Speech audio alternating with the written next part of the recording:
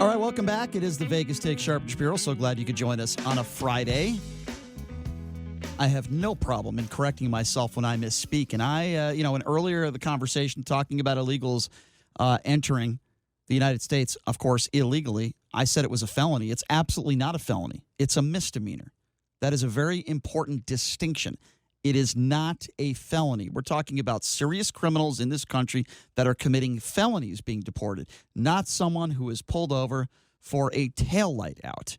And we were taking your phone calls. We'll take some more phone calls in a little bit now, but we really want to get the expertise from this gentleman that's on the line with us right now. His name is Jose Garibay, and he is a Border Patrol agent with the Yuma sector border, and we're going to talk about some general things involving ICE and their relationship with local law enforcement and more. Jose, thank you so much for joining us. How are you? I'm doing fantastic. I appreciate you having me on today. Yeah, I appreciate your expertise on this issue. So let me start with this. I'm sure you heard about this new law that Las Vegas police are going to be ending federal immigration holds. In general terms, can you tell us, Jose, how do you feel about this as a Border Patrol agent? Do you think it's the right move? I want to preface what I'm about to say with the understanding that, we're not ICE and we're not directly affected by this, but I want to also put out there that these detainers and the 287G program and all the things that ICE works with local municipalities, county sheriffs, and stuff like that, they're all part of the bigger toolbox that we use for immigration enforcement to both catch people on the front end, as far as we go, when they make that initial apprehension once they enter, or if they manage to escape and we pick them up on the back end. It's just all things that we use together in order to enforce our immigration law. So reading into this a little bit, it sounds like it's going to be regarding civil detainers, but that the county sheriff's still going to be working with us as far as violent felons and stuff like that, people that have committed those violent crimes. Right. And that's still great to hear, for sure. Sure, no question. So let me ask you this. When Donald Trump is up there on a stage and says that they're building a wall in Colorado, what is your first response when you hear something like that? I have no response on that, for sure. I'm sure, he meant something else. But what I can tell you is that we have over 27 miles of new border wall coming up down here in the Yuma sector, and it's going to be a huge help to us as far as stemming the tide of illegal immigration. So, Jose, you interact, I would imagine, with these people crossing the border illegally on a daily basis. Can you talk to us a little bit about these types of interactions you have with these people? And listen, I've never been down there. You are there every day. What types of people are you gathering there? And is it a fair statement to say, because I say this on the radio all the time, I truly believe that the majority of these people are not felons, are not serious criminals, are people that just want a better life for themselves and their families. Is that a fair general statement to make? And can you talk to us a little bit about the types of conversations you have with some of these people that are trying to cross the border? Absolutely. And you know what? It's a more than fair assumption as far as how the majority of people are coming across. So let's take a look back at 2005, for example. We had over 138,000 apprehensions here in the Yuma sector. The vast majority of the time were Mexican nationals. And again, they were economic migrants. They weren't felons. They weren't really criminals. They were just looking to come to the United States for a better life, right? So what happened? We made these bilateral agreements with Mexico, which allowed us to deport them. So as time went on, you fast forward to 2016, the paradigm kind of shifts. So now we started seeing the majority of people who are crossing are Central Americans, predominantly from Guatemala, who, again, are coming here for kind of the same reason. They're coming here to seek economic help. The jobs where they're coming from aren't in abundance. They don't have a lot of money. The areas where they live aren't that nice. And they're looking to kind of just live, in their words, the American dream. But it's important to remember, and I know a lot of people talk about this a lot, Mexican nationals who have come across. It's important for, at least in the Yuma sector, less than 10% of the people we catch now are Mexican nationals. And quite a lot of them are criminals. They're child rapists, they're murderers, they're felons who have been deported before. They are violent criminals. But again, that's the minority of who we're catching now who are also Mexican nationals. And the majority are those Central American nationals who are just coming here for economic means. They're breaking the law to try and get in and disappear into the interior and really just looking to start over. So there's an opioid crisis in the United States right now. A lot of celebrities have died from fentanyl abuse, et cetera, et cetera. How much fentanyl are you finding crossing the border? And do you think that creating this 27 miles of border that you just mentioned, how much do you think that'll help prevent fentanyl and other opioids from entering the United States? So for us, it's not really one tool that can fix the whole problem, right? So we have a system that we have to use. So the wall will help us greatly as far as deterring and denying illegal entries. But most of the fentanyl that we catch here in the Yuma sector is caught at one of our 3 checkpoints, if not the 3, and it's coming through the ports of entry. So all those drugs, in addition to the meth, the marijuana we still see in some cases, the cocaine, the fentanyl, all that stuff that's trying to get into the interior, what we see, at least in this sector, is it's coming through the ports of entry. So what we don't want is to say that this one thing will fix everything. We still need additional funding to help beef up our border in between the ports of entry, but we also need additional monies to beef up our ports of entry to stop those drugs from coming through. If you're just joining us, we're speaking with Jose Garibay. He is a Border Patrol agent with the Yuba Sector Border, and really enjoy speaking with him about his expertise on this stuff. Okay, Jose, let me ask you this.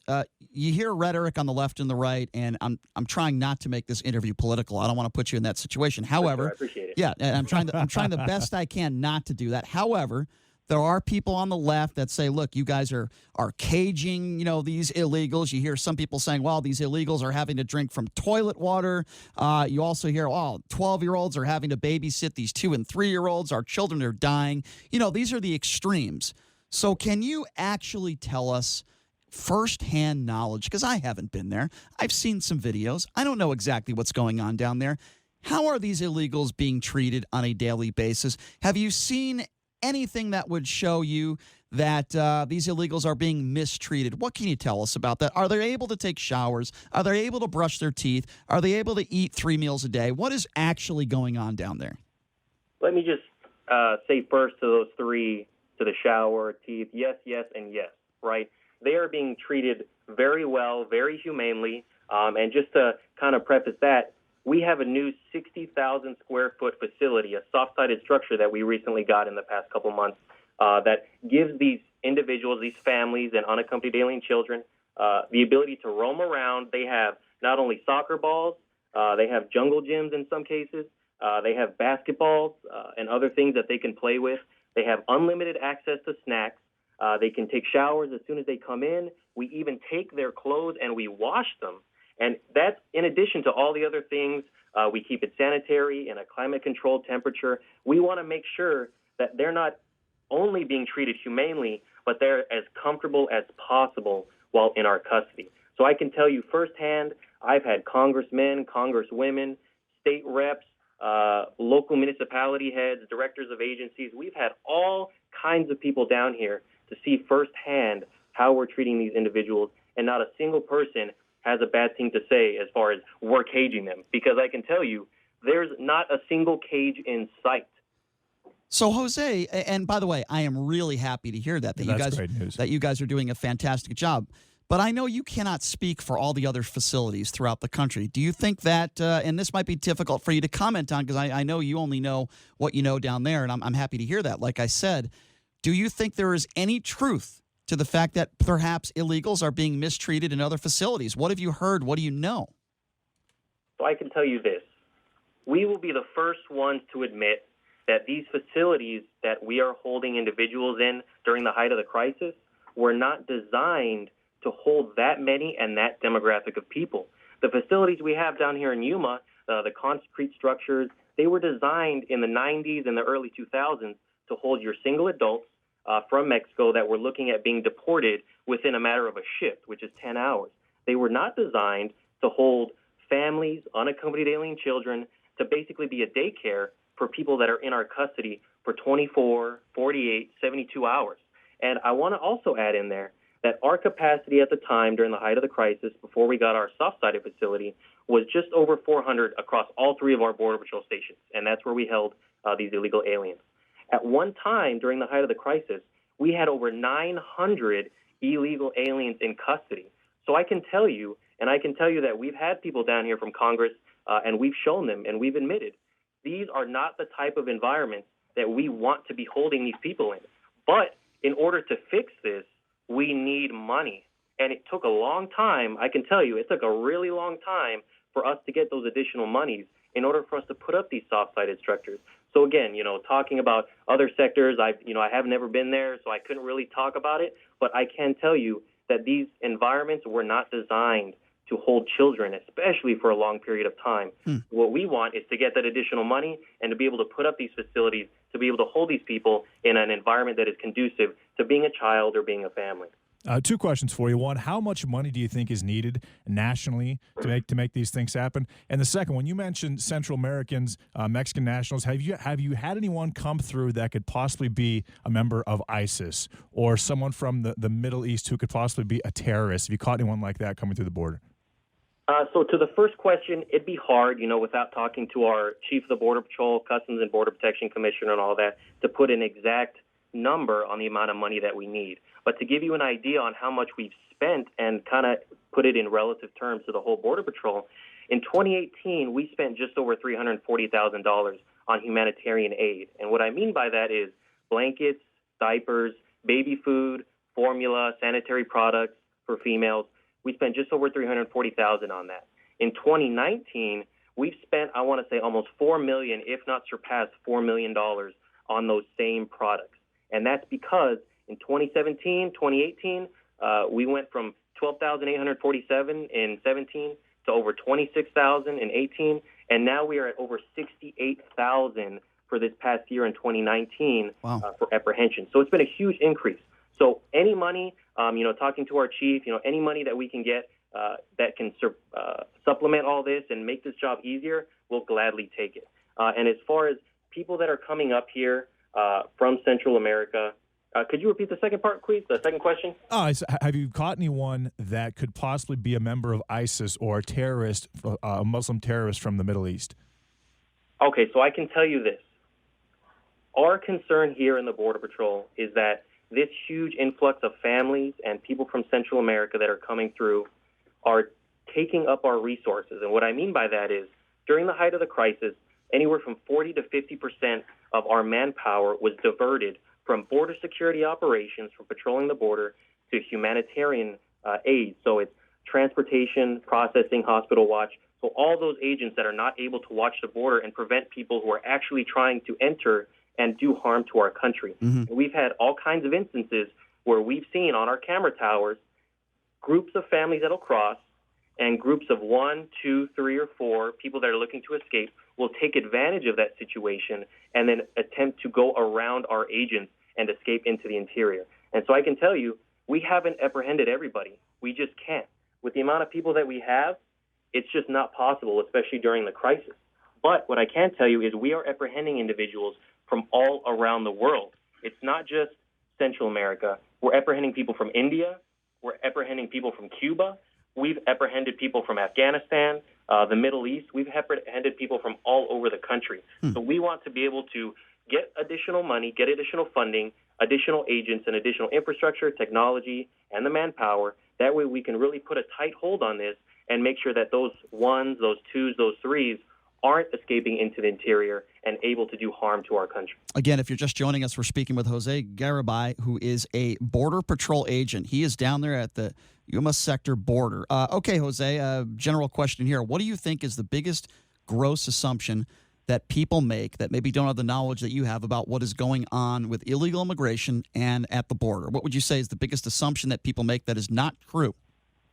There's one huge assumption that I always see in the media, whether it be left, right, middle, up, down, what have you, and it's that this is an asylum issue. I can tell you that in Yuma sector, we've apprehended over 68,000 people, and approximately 7.5% of those people have claimed asylum while in our custody.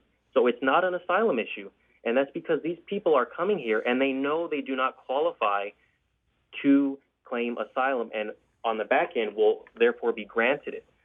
And what they're coming here to do is they have a child, and so in their mind, that child is their passport. Because due to loopholes in our immigration system brought about by the Flores Settlement Agreement that was brought about in the late 90s and then further amended in 2015, that says if you come into our custody with a child, you now have to be held under the same guidelines as a child. And because we can't hold the children longer than 20 days, therefore we cannot hold the adult longer than 20 days.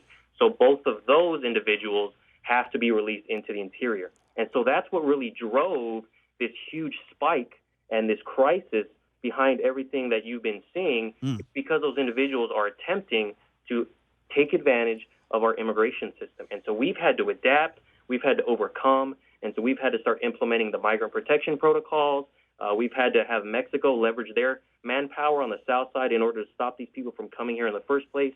Because I can tell you, specifically in Charleston, for example, over 90% of the individuals that were released by Charleston ICE in that area cut off their ankle monitoring bracelets and disappeared into the interior.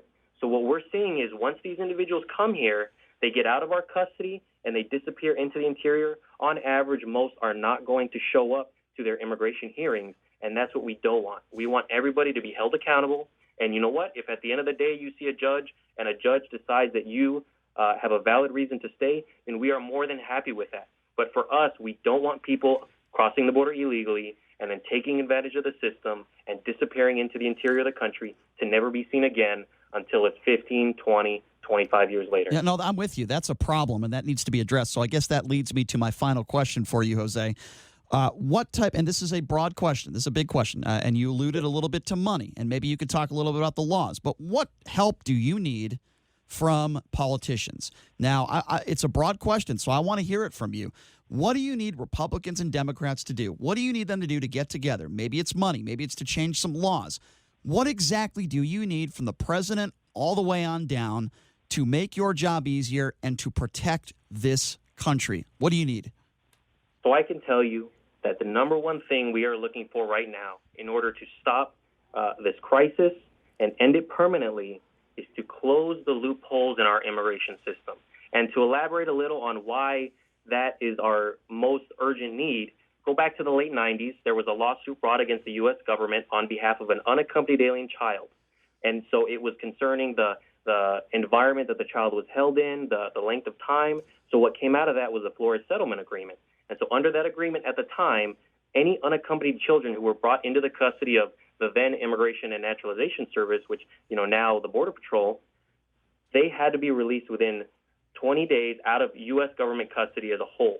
So fast forward to 2015, there was a huge influx of unaccompanied alien children in 2014 that brought about another lawsuit, and there was an amendment to the settlement agreement, which now said that any adult that is traveling with a child now has to be held under those same guidelines. So they have to be out of our custody, and when I say that, I mean Border Patrol, on average between 24, 48, at most 72 hours, and into ICE custody where they can be held a little bit longer, up to and including 20 days. So what we need is to extend that 20-day mark. That way we can bring everybody in, we can hold them long enough like we need to, and get them before a judge. That way a judge can decide if they are able to stay. Because we as Border Patrol agents, we're not making that decision. All we care about is that they broke the law, and we want to make sure that they answer for it. So if they go before a judge and a judge ultimately decides that they get to stay, then more power to them. That's what we want. We want them to go before a judge and a judge to make that decision. So ultimately, to close this loophole and to make the time frame that we're allowed to hold these families, make it longer. Make it, I want to say the commissioner is asking for around 40 plus days. That way we can complete the whole process. And that really is ultimately what we need to clamp down on the current crisis that we're facing, in addition to the money and the technology and the additional infrastructure. And you know what? A little bit more manpower would be nice, too, to be honest. Sure, yeah, I don't doubt. Well, listen, Jose, we hear about loopholes all the time, whether it's gun control or illegal immigration. They definitely exist. I want you to get what you need. First of all, thank you so much for sharing your expertise on this issue. I think the media needs to talk more to people like you to find out what's really going down at the border. So I really appreciate you taking some time to do this with us, and I hope down the road we can visit you again. Thank you so much, Jose. We really do appreciate it. Absolutely, guys. It was a pleasure being on. I look forward to speaking to you again next time. Perfect. Thank you so much. Thanks a lot, Jose. There you go. Jose Garibay. He is a Border Patrol agent with the Yuma Sector Border. Learned a lot in that interview, quite frankly. How well-spoken was he, Brian? Oh, he's awesome. He's awesome. Very polished. He's extremely good at what he does. Very polished. And he's more knowledgeable than probably anybody else. Yeah, very polished. And it was an outstanding interview. We appreciate it having him on, and we'll definitely have him on again. Listen, we hear the term loopholes all the time, right? Gun control. We talk about gun control a lot on this show. We need to close the loopholes when it comes to gun control. Got to make sure, right, that the right people get their hands on guns and the wrong people do not get their hands on guns. He's right, and that is a problem. There are loopholes in our immigration system that we need to clamp down on that stuff. What he's saying is, and what I gathered, and I'm certainly going to go back and listen to the interview again. There's a lot of information in there he gave to us. But an adult brings their child across the border, and the child can only be held for 20 days. And after that 20 days, they have to release the adult and the child, and here they are. They're in America, and they have to let them go, let them out. I don't know exactly what type of laws should be put in place to make sure that sort of stuff doesn't happen, but what I have gathered is he said only 10% of the people that are crossing the border illegally are these Mexican nationals. And these are the majority of the Mexican nationals are the ones that they're worried about. These are the ones that commit crime, felons. But it leads me to what I always say on this show. I say it all the time when it comes to illegal immigration. There's no reason to spin this way, Brian. He gave us a lot of information. I'm not spinning. A lot of information about how bad the problem actually is, about how the wall is necessary. But he even said, when I asked him, I basically asked him if there were international terrorists entering the country, and he kind of answered and kind of didn't answer. But I believe that there are international terrorists that are coming through the border. He did not say that. He didn't say there were. He did not say that. I agree. Here's what he said. He said the majority of people entering the border are good people. He said the majority of the people entering the border illegally are not criminals, are not serious violent criminals. His concern is these Mexican nationalists, and he said less than 10% of them, which is 10% too much, but he said less than 10% of them are these Mexican nationals. So here's what I want to do. I want to take a break, and when I come back, I want to hear from you guys out there. I'm going to open up the phone lines, 257-5396. Again, that number to call, 702-257-5396. Your thoughts on this interview we just did with this Border Patrol agent. What do you think about this new law in Las Vegas police ending federal immigration holds with nonviolent criminals? We want to get your thoughts on this. Again, that number is 257-5396. We got a few phone lines open. Call now. We'll take your calls on the other side of the break. You are listening to The Vegas Take. You are listening to The Vegas Take. You are listening to The Vegas Take.